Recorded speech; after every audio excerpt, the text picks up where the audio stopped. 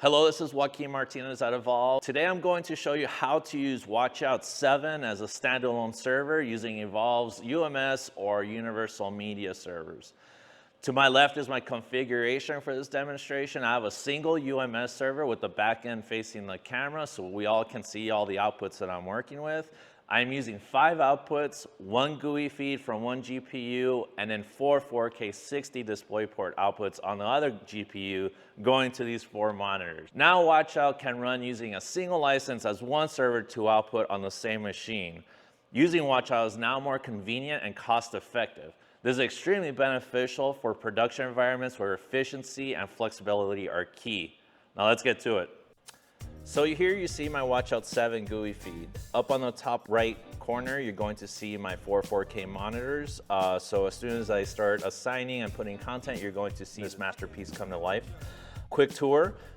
Here's my stage window where I can bring in my displays, do my mapping. These 2 windows here I use quite a bit, programming a timeline, and then this one with your main timeline, but on top of that, create aux timelines. This window here is all properties window, so if you're working with either a display, a bit of content, a window, anything that requires settings and can be changed, that will be in here for you to do so. Your devices window, which is awesome. Not only see the displays, you can also see your network and then do things within there as well.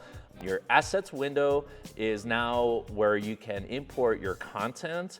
So for this video, I'm going to be working within the assets window and the stage window. As content starting to import over, I'm going to show you a couple little things over here that I find extremely useful, things that I do on my daily workflow. So let's go ahead and get some content. So I have about, let's call it 12.5 gigs of HAP MOV 4K 60 content. So within the assets window, you can still import on a right click, but for this, I am just going to drag and drop just to kind of keep things moving. Boom. So as that's starting to cook, let's work over here in the displays. So there's 2 ways to activate your displays as you're building out your cluster.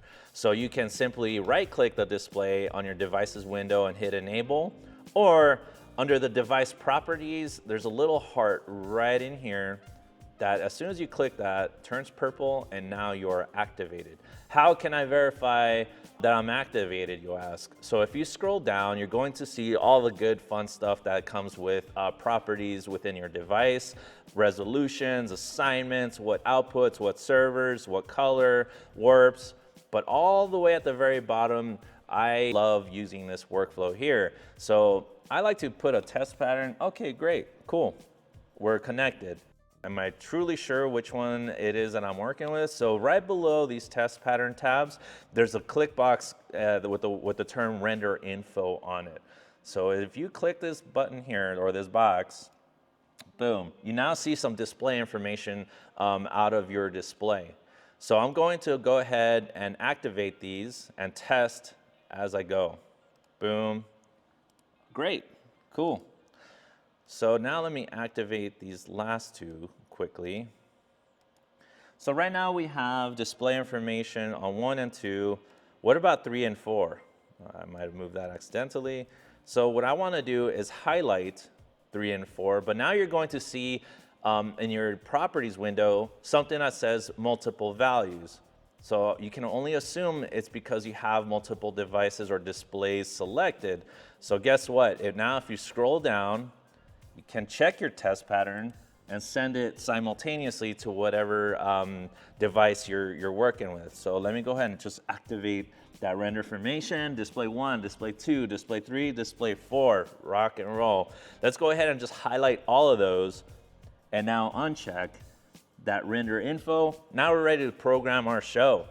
I use this workflow constantly. If I have multiple displays that I'm using and I just need to absolutely make sure my step 1 is absolutely correct and I want to make sure I'm working efficiently, I do this constantly and I'm extremely happy that this is here for us to do so. So it looks like content's all there. I'm just going to do this real quick and just drag and drop everything. So one thing I did want to show here as well, if you select a bit of content within your assets window, you're going to see your properties window change. Again, I am a massive fan of keeping all of my media content nice and pretty and correct and aligned, and on top of that, matching.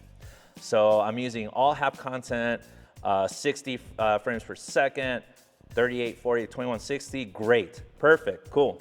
Now let's start programming the rest of the show. So I'm just going to do this quickly here. I created a loop queue just to kind of expedite this, but the Watchout 7 still has free run, things like that. But for this demonstration, I'm literally just going to just let it loop within the timeline. So this last bit of content is me after Bowling League Wednesdays with the guy on the knee you're about to see here. So now I'm going to let this roll. 3, 2, 1. Great, and there I am on the lower right-hand side, making sure, you know, doing what I do after bowling there. And there it is, 4 different 4K 60 pieces of content going to individual 4K 60 destinations with a GUI feed to program it all. I hope this was informative, and thank you for tuning in.